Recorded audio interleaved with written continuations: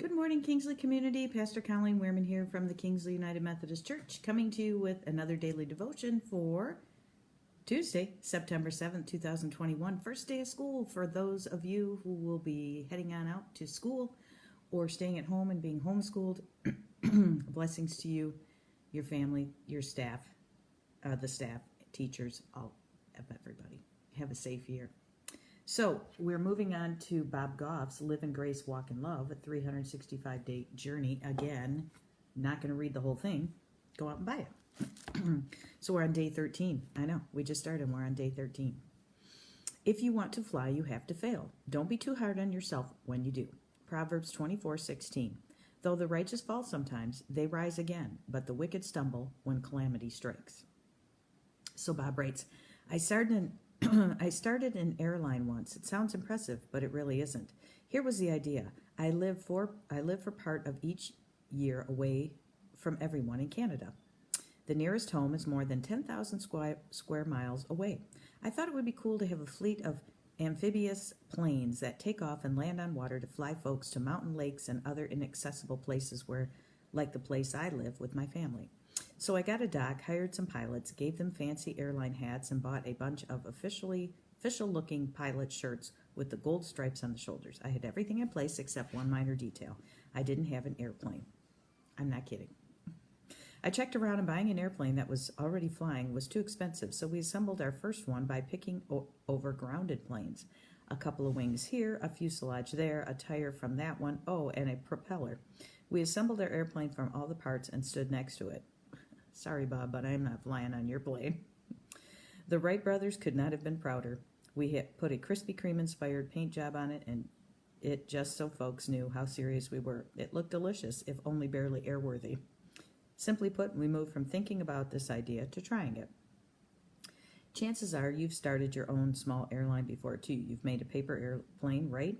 Then you've got one. Sure, it's a small airline, but who cares? The things that keep us from pursuing our dreams are often the failures and letdowns we've experienced in the past.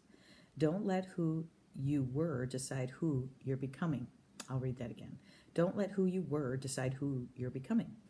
The setbacks we all face can be big or small. We can spend all sorts of time carefully folding paper, hoping for the coolest looking plane, or we can throw it up into the air and see if it flies. What if you decide in advance that failure isn't going to be a limiting factor in your life anymore? Strip from the past the power you've given it over. Strip from the past the power you've given it over to your future. Imagine what would happen if you realized one of the most crucial steps to getting from where you are to where you want to go is to not be afraid of making a couple of mistakes along the way. You're never going to land the plane in your life until you make enough mistakes to get your idea airborne. Will it work? There's only one way to find out. What past failures have kept you grounded, and what steps are you going to take today to get back in the air? So again, learn from our mistakes. Don't be afraid to make mistakes and move forward in faith, knowing that even if it flops, you got something to learn from it. So that was from Proverbs 24:16. Though the righteous fall 7 times, they rise again, but the wicked stumble when calamity strikes. So one way to get used to failure is to keep trying. And when you fail, there's bound to be somebody to say, see, I told you so. Blow them off. Because you know what? They're going to have a hard time when they fail because they're not going to be used to it. So go ahead, do what it is that God's called you to do. And if you fail at it at first, try again, and you'll see. So apparently it sounds like Bob had a real failure with his his airplane idea.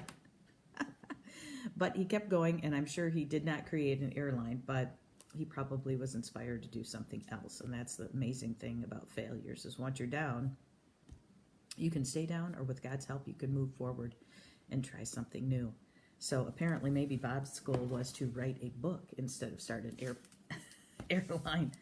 So there you go. So again, have a great first day of school, and we'll continue reading through this. And then I'm going to move on in October to The Chosen, Volume 2. Yes, there is another Chosen devotional. I don't have it here in front of me, but I have it at the church, so I'll grab it for the next time and show you what it looks like. And we'll be starting in October. We're going to kick off our sermon series, The Chosen. We're going to show clips of the movie inside the sermons.